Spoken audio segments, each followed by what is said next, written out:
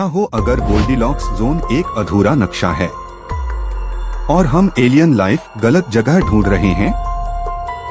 सोचिए, लिक्विड पानी मिल जाए पर जिंदगी फिर भी गायब क्यों?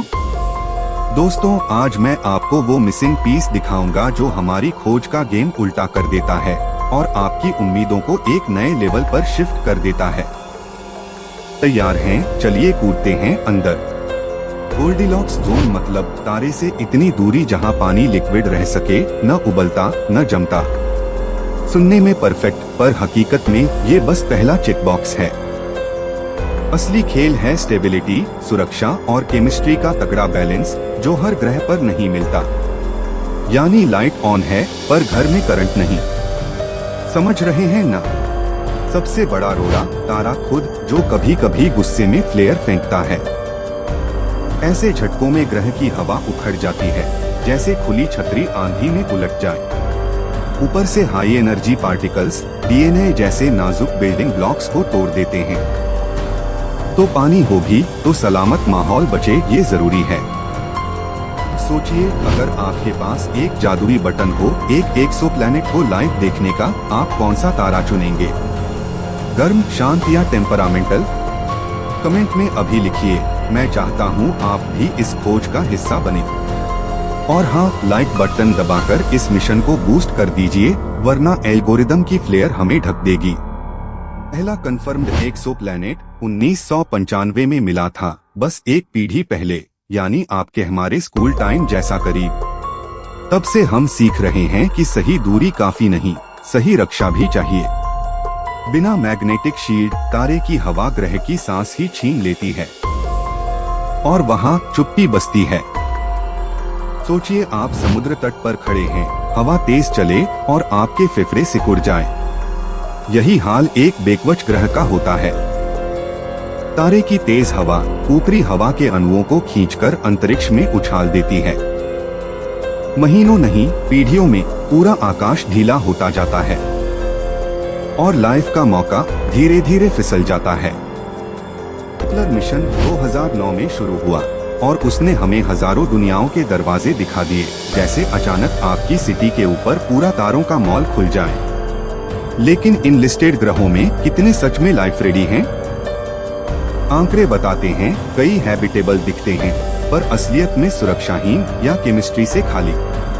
लाल बौने तारे कमाल के लगते हैं, छोटे, किफायती और ढेरों ग्रह, पर इनका मूड स्विच बड़ा खतरनाक। फ्लेयर ऐसे फूटते हैं कि पास के ग्रह तवे जैसे तड़तड़ाते हैं। कई राइट डिस्टेंस ग्रह असल में राइट हैमरिंग जोन में बैठते हैं, जहां लाइफ का आरंभ होना ही रिस्की डील बन जाता है। हम किसी ग्रह की हवा सूंघते कैसे हैं?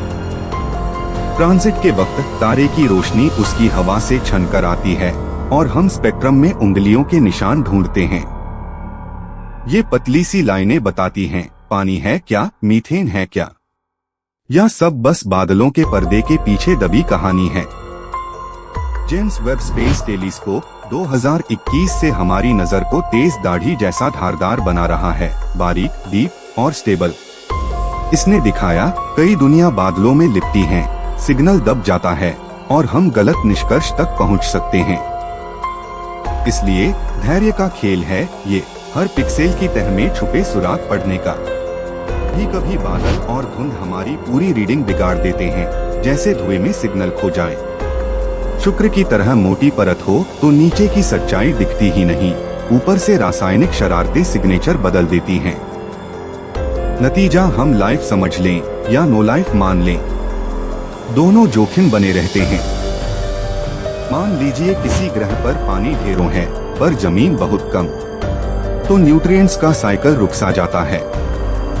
प्लेट टेक्टोनिक्स न हो तो कार्बन अंदर बाहर नहीं जाता और क्लाइमेट एक जिद्दी मोड़ में फंस सकता है।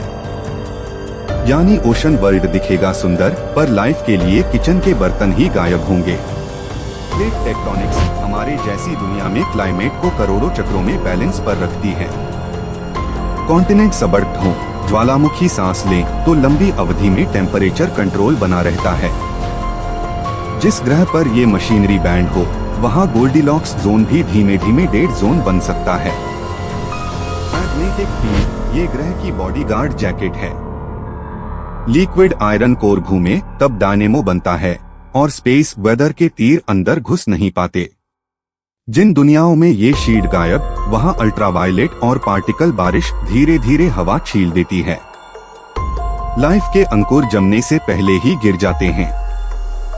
टाइमिंग ही क्रूर है। नया तारा बहुत चंचल, बूढ़ा तारा थका हुआ, और लाइफ को चाहिए शांत टिकाऊ लाखों करोड़ों साल।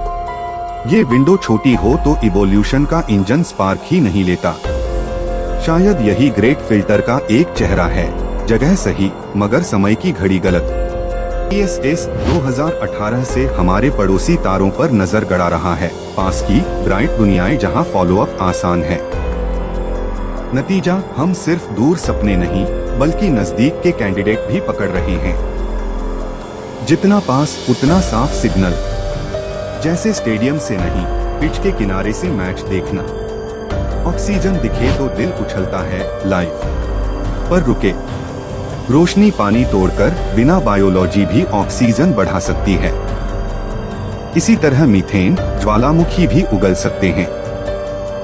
इसलिए हमें केमिस्ट्री के कॉम्बो देखने होंगे, एक गैस से नहीं, गैसों की टीमवर्क से असली कहानी पढ़नी होगी। एपिस्ट एक जैसे सिस्टम करीब 40 लाइट ईयर दूर हैं। ये दूरी शहर से शहर नहीं, पूरी कंट्री पार करने जैसा भी नहीं। साझा करने लायक पर पहुंचने में बेहद मुश्किल। वहाँ के ग्रह पास पास हैं, पर तारे के फ्लेयर सख्त हैं। हम देख तो रहे, पर लाइफ के सुराग अब भी आंख मिचौली खेलते हैं। रेडियो सिग्नल, हम सेटी की कान लगाए बैठे हैं, पर ब्रह्मांड बहुत शोर वाला है। कमजोर फुसफुसाहट कॉस्मिक रेडियो की बारिश में डूब जाती है।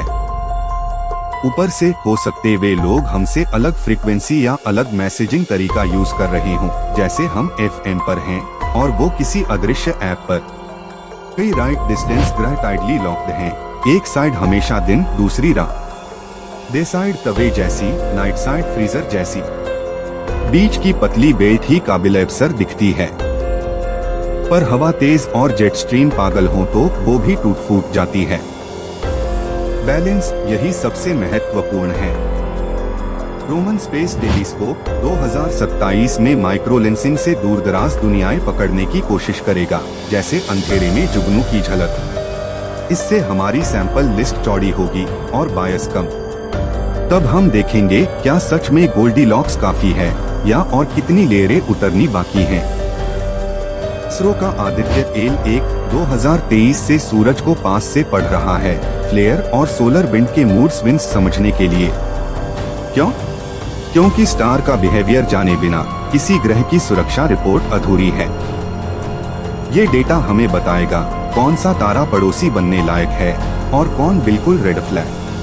हमारी दूरबीनें भी बायस्ड हैं। बड़े गर्म करीब से गुजरते ग्रह जल्दी पकड़े जाते हैं, शांत छोटे राइट डिस्टेंस वाले अक्सर छूट जाते हैं। यानी हम उसी टॉर्च से ढूंढ रहे हैं जो उजाले में तेज, अंधेरे में धीमी है। नतीजा, डेटा में कृत्रिम कमी दिखती है जो असली कमी नहीं होती। अगले 10 साल में मल्टी गैस बायो सिग्नेचर हमारा सीक्रेट वेपन होगा। ऑक्सीजन के साथ मीथेन या कार्बन डाइऑक्साइड के साथ असंतुलन जैसी जोड़ियां। ये कॉम्बो बोलेगा यहाँ केमिस्ट्री को कोई जीव हिला रहा है। तब गोल्डीलॉक्स जोन बस शुरुआत बनकर असली चेकलिस्ट की एंट्री बन जाएगा। वो कमी क्या है? बस राइट टेम्परेचर नहीं चाहिए, स्टेबल स्टार, मोटी पर बैलेंस्ड हवा, मैग्नेटिक शील्ड, प्लेट टेक्टोनिक्स और लंबा शांत समय। ये सब मिले तब लाइफ के अंकुर टिकते हैं। अब बताइए आपके हिसाब से सबसे क्रिटिकल पीस कौन सा है? कमेंट में लिखिए और ऐसे ही और डीप डाइव्स के लिए सब्सक्राइब कर लीजिए।